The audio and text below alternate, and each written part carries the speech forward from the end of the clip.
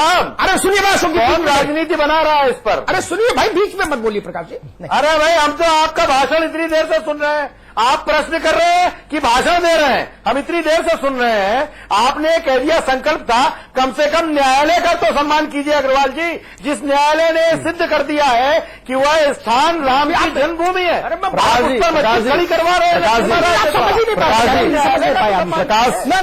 समझ ही नहीं पाए। प्रकाश जी, एक बात मेरी सुने, आप जब भी समाज के सामने कुछ बोल रहे होते हैं तो इस बात का अवश्य ध्यान रखें कि आपको पूरा देश सुन रहा है।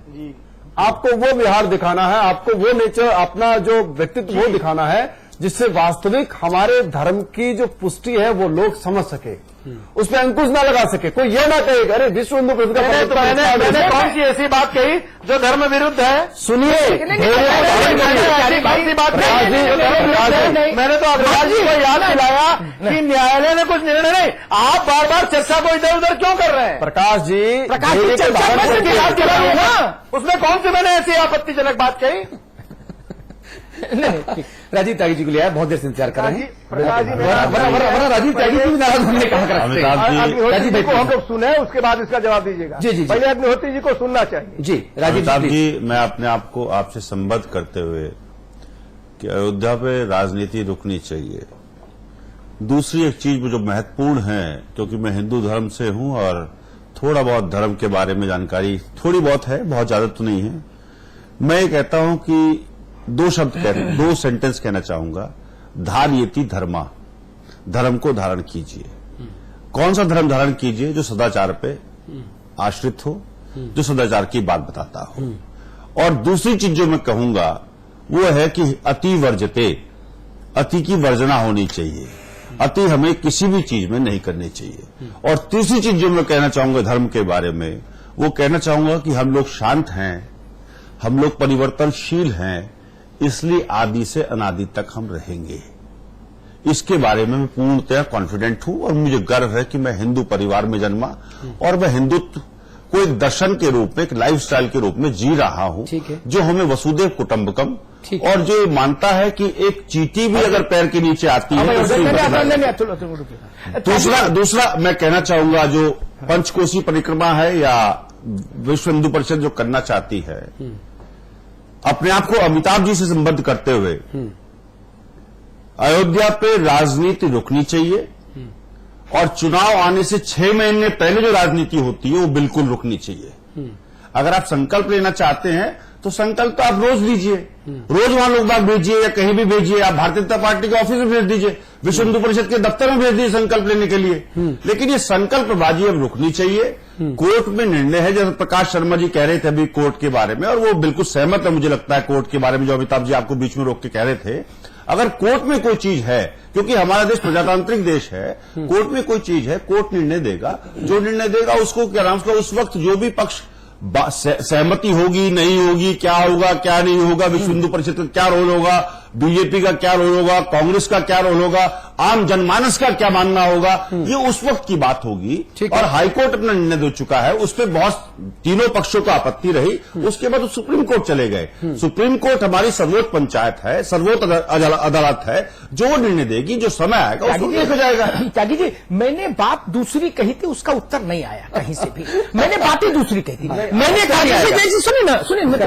सिर्फ ये कहा था, मेरे विषय को नहीं समझ पाए शायद हमारे मित्रगण, मैंने निवेदन ये किया था कि अयोध्या में क्या बनेगा इस पर सरकारी दल नहीं बोले, जो राजनीति सरकार की राजनीति करते हैं वो लोग बोल रहे हैं समाज से कर लेगा, इसलिए मैंने नरसिंह राव को कोट किया था। भारत के प्रधानमंत्री को ये बोलने की क्या जरूरत थी कि सरकार वहां मस्जिद तामीर कराएगी? आपको पता था आप नहीं कर सकते, फिर भी आप बोल गए। प्रधानमंत्री भी इतना छोटा भाषण दे, इससे बचना चाहिए ना। जब भारतीय जनता पार्टी ने भी सरकार में आकर ये कहा कि घंटा बजाया वहां और कहा रामलला आ गए और मंदिर बनाएंगे, तो भी मैंने यही कहा था कि भारतीय जनता पार्टी ने अपने पतन का रास्ता खोल लिया।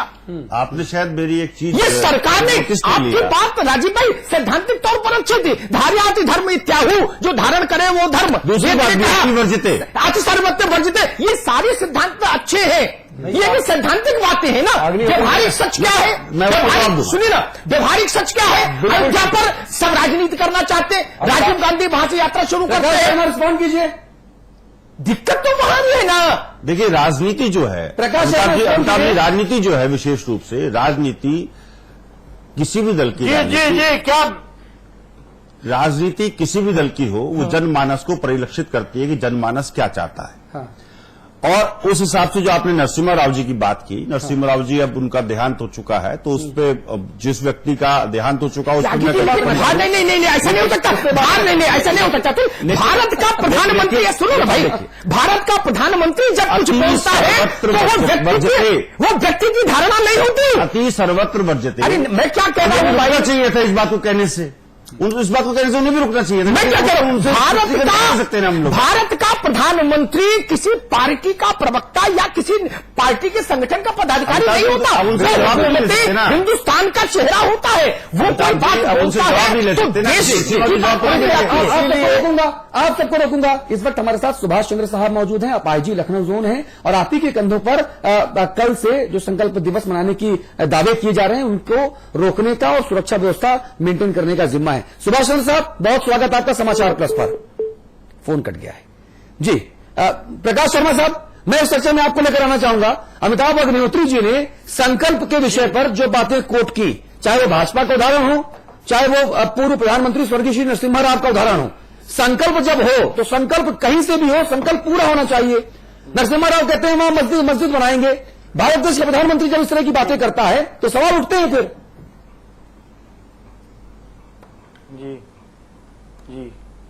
नहीं, मैं कह रहा हूं कि इससे हम कहां प्रभावित हो रहे हैं। हम हिंदू समाज और हिंदू संतों के द्वारा एक निर्णय किया गया है, उसके बारे में अपनी बात रख रहे हैं। क्या इस देश में हिंदू समाज को अपनी किसी मांग को लोकतांत्रिक ढंग से रखने का भी अधिकार नहीं है? यहां उच्चतम न्यायालय का निर्णय आ जाने के बाद शाहबानों पर उस पर प्रदर्शन हो सकते हैं। यहां सच्चर कमेटी लागू की जाए, उसके लिए पूरे देश भर में सड़कों पर लोग निकल सकते हैं। लेकिन राम जन्मभूमि पर आप आईजी हैं। सुभाष चंद्र साहब, बहुत स्वागत आपका समाचार प्लस पर। बने, इसके बारे में कुछ नहीं हो सकता। सुभाष चंद्र जी, कल जिस तरह से संकल्प दिवस को लेकर विश्व हिंदू परिषद अड़ी हुई है, उनके प्रवक्ता हमारे साथ बैठे हैं, वो कह रहे हैं हम करके दिखाएंगे। आप लोग कितने तैयार हैं? हमारी पूरी तैयारी है। प्रशासन ने प्रतिबंध लगाया है और उस प्रतिबंध का हम पालन कराएंगे हर हालत में जी। और अगर कोशिश होती है जबरदस्ती तब तो जो कानूनी कार्रवाई है वो करेंगे, हम गिरफ्तारियां करेंगे जी, होने नहीं देंगे जी। किसी भी सूरत में संकल्प दिवस नहीं बनेगा जी। और वहां पर जो लोग हजारों लाखों लोग स्नान करने आते हैं, वहां एक नहान भी होता है इस मौके पर, उनके साथ कैसे डील करेंगे? जी, जो श्रद्धालु स्नान करने के लिए आएंगे वो अपना स्नान करेंगे और जाएंगे, उनको कोई परेशानी नहीं होगी। तो आप ये अंतर कैसे करेंगे कि ये श्रद्धालु हैं और ये बीएसपी के नेता? अब ये मैं न्यूज चैनल पे नहीं बताऊंगा हमारी क्या स्ट्रेटजी है। अच्छा, मतलब स्ट्रेटजी है ना इस बात की हमारा जी। अच्छा, यानी कि कोई दाढ़ी मूंछों वाला साधु वेश में अगर पहुंचता है, कोई साधु वेश में अगर पहुंचता है, भगवा वेश में पहुंचता, तो अभी कैसे पता लगाएंगे कि ये आम श्रद्धालु है, ये दुकान वाला चाय वाला है या नेता है? अब ये समाचार को तो मैं नहीं बताऊंगा, इसलिए नहीं बताया। हम अपनी स्ट्रेटजी के बारे में नहीं बताएंगे जी। शिव प्रताप शुक्ला हमारे साथ हैं। आईजी साहब एक मिनट आईजी साहब, शिव प्रताप शुक्ला हमारे साथ हैं, भारतीय जनता पार्टी के वरिष्ठ नेताओं में से एक हैं प्रदेश स्तर के, वो आपसे बात करेंगे जी। शुक्ला जी, बात कीजिए आईजी साहब से। जी, मैं आईजी साहब से एक प्रश्न जरा पूछना चाहता हूँ। वो लखनऊ जोन के आईजी हैं। फोन कर गया, कल ही आप कह सकते हैं। अभी कल ही यहाँ बकरीद रहा है। हाँ, क्या वो बता सकेंगे कि नमाज मस्जिद में पढ़ी जाती है या सड़क पर पढ़ी जाती है? सड़क पर कल नमाज पढ़ी गई है और प्रशासन के लोग उसको पढ़वाने का काम किए हैं। विश्व हिंदू परिषद ने तो ये कहा है कि हम अपने कारसेवक पूरक में संकल्प लेंगे, तो उस पर तो यह प्रतिबंध लगाने के शासन के प्रतिनिधि के नाते लगा सकते हैं। लेकिन मैं आपसे आईजी साहब आपसे ये पूछना चाहता हूं कि जब एक बाड़े में, एक घेरे में कोई अपना संकल्प लेना चाहता है, उस पर तो आप प्रतिबंध लगाएंगे और जबरदस्ती ये डंडा चलाएंगे, आवश्यक होगा तो गोली भी चला देंगे, जैसे मुजफ्फरनगर में चला दिए। तो उस स्थिति में ये सब कर डालेंगे। लेकिन अगर ये जो है सड़क पर लोग निकल करके नमाज पढ़ेंगे, पूरी व्यवस्था बन जाएगी, ट्रैफिक खत्म हो जाएगी, उस समय आपका क्या यह कर्तव्य नहीं होता है कि ट्रैफिक चलने दिया जाए? ठीक है। क्या आपका कर्तव्य नहीं होता है कि सड़क सबको चलने के लिए है और सबको छूट होनी चाहिए? उस समय तो हर तरफ से आप बंद कर देंगे। आप उनको भी तो कहते कि भाई आप मस्जिद में कराइए, ये नहीं आप कहेंगे। शासन पूरी तौर पर आपको कह दिया कि नहीं, जैसे चाहे वो रहे उस तरह से करने दीजिए। ठीक है। दूसरे लोगों को ये कह देगा कि नहीं साहब आप घर से नहीं निकल सकते। अरे भैया दोनों नीति कैसे चले? ठीक है, आईजी साहब का फोन कट गया है। चलाओ, आईजी साहब का फोन कट गया है। भाई प्रकाश शर्मा, आईजी साहब कह रहे हैं कि आप लोग चाहे देर मूड के हो जाओ, आपको नहीं जाने देंगे वहां, बात खत्म हो गई। आप बताइए। अरे अरे अरे अग्रवाल साहब जी। बहुत बचपन में जब मैं पढ़ता था तब एक नारा सुना करता था, हाँ। जुल्मी कब तक जुल्म करेगा सरकारी अधिकारों से, और जर्रा जर्रा गूंज रहा है परिवर्तन के नारों से। इसलिए समय आने दीजिए, हिंदू समाज संकल्प लेगा, सरकार दमन करना चाहती है, दमन करके देखे तो उसके परिणाम भी भोगेंगे। नहीं, क्या परिणाम भोगेंगे? अब ये समय आता है, सरकार का क्या परिणाम होता है। 13 साल मुलायम सिंह जी ने भोग के देखा है। नहीं तो कल आप लोगों की नीति क्या है? आप लोग जाएंगे ना, मतलब दोबारा भी आ सकती है, समाज आखिर संघर्ष करेंगे ना? मतलब बिल्कुल, मैंने कहा ना, अयोध्या सहित पूरे देश में 1 लाख जगह पर यह कार्यक्रम होना है। अयोध्या में जो बल प्रयोग होगा, ये जो भी कुछ होगा, वो पूरी दुनिया देखेगी। और मैं आपके माध्यम से प्रश्न पूछना चाहता हूं कि आखिर अयोध्या जाने में आपत्ति क्या है? 84 कोसी परिक्रमा का 20 दिन का कार्यक्रम था, एक छोटी भी घटना कहीं हुई क्या? भाई राजीव त्यागी, पुलिस के बल प्रयोग के बाद भी कहीं झगड़ा हुआ क्या? समाजवादी पार्टी की तरफ से अधिकृत तौर पर प्रतिक्रिया देने के लिए कोई हमारे साथ अभी नहीं है, इसलिए सवाल अनुत्तरित हैं। जो बड़े बड़े सवाल पूछ रहे हैं प्रकाश जी और शुक्ला जी, तो भाई पवन पांडे जो राज्य मंत्री हैं वो हमारे साथ आज आने वाले थे, उन्होंने हमको वक्त दिया था, लेकिन किसी वजह से वो हमारे साथ नहीं है। चूंकि आप लोग भी मानसिक तौर पे विपक्षी की भूमिका में हैं, तो भाई राजीव त्यागी, मैं आपको एक सिंबॉलिक विपक्ष के तौर पे, इन दलों के विपक्ष के तौर पे आपसे सवाल जवाब कर सकता हूं। देखिए, मैं ना तो समाजवादी पार्टी का प्रवक्ता हूं, हाँ। नहीं, डिस्क्लेमर मैंने पहले लगा दिया। समाजवादी पार्टी की तरफ से कुछ नहीं कह सकता। डिस्क्लेमर मैंने पहले लगा दिया है कि सरकार है, वो जो चाहे वो करे। जी। मैं तो सिर्फ आपसे अतुल जी ये कहना चाहता हूं आपको। हाँ। सरकार तो चला रहे हैं साथ में मिलकर के। हाँ, चला रहे हैं, सरकार चला रहे हैं, आगे भी चलाएंगे। प्रकाश जी चिंता मत करिए, यूपी 3 भी होगा, उसकी भी कुछ तो बना वो आपके बाद में चलिए, वो भी होगा, लेकिन जरा मुझे बोलने दीजिए, बोलने दीजिए, एक मिनट बोलने दीजिए। अभी अरुण अग्रवाल जी ने बता दिया कि आपकी क्या स्थिति है उत्तर प्रदेश में। हमारी स्थिति खराब है तो आपकी भी स्थिति खराब है, हम दोनों ही खराब हैं, मैं तो मान रहा हूं। हम दोनों की स्थिति खराब है भाई, आपकी भी स्थिति खराब है। जो विश्व हिंदू परिषद एक कॉल पे 1 लाख आदमी इकट्ठे एक रोज में इकट्ठे थी, आज 1000 आदमी इकट्ठे नहीं हो रहे। आज 1000 आदमी इकट्ठे नहीं हो रहे, लेकिन लोग बात देखिए, लोग बात आदमी जा चुके हैं, लोग बात शांति चाहते हैं, लोग बात विकास चाहते हैं, और उसमें सब नहीं चलेगा, जातीय उन्माद नहीं चलेगा, धार्मिक उन्माद नहीं चलेगा। राम के अस्तित्व को नकार दिया था, तब 1 लाख से ज्यादा लोग, 10 लाख लोग दिल्ली में इकट्ठा हुए थे। जरूरत पड़ेगी तो वो भी करेंगे। आप करिए, स्वागत है। प्रजातंत्र में सबको अपनी बात कहने का अधिकार है, आपको भी कहने का अधिकार है। कॉन्स्टिट्यूशन आपको राइट देता है, कॉन्स्टिट्यूशन हम लोगों को राइट देता है कि हम जिस धर्म में हैं उस धर्म का हम पालन करें, उस धर्म को हम माने, ये कॉन्स्टिट्यूशन होता है। लेकिन मैं एक चीज कह देना चाहता हूं, और व्यक्तिगत राय है मेरी इस मामले में, कि मैं कहना चाहता हूं कि देश में कुछ सिस्टम बनने चाहिए, और वो सिस्टम सभी के लिए होने चाहिए, इसमें कहीं कोई दो राय नहीं।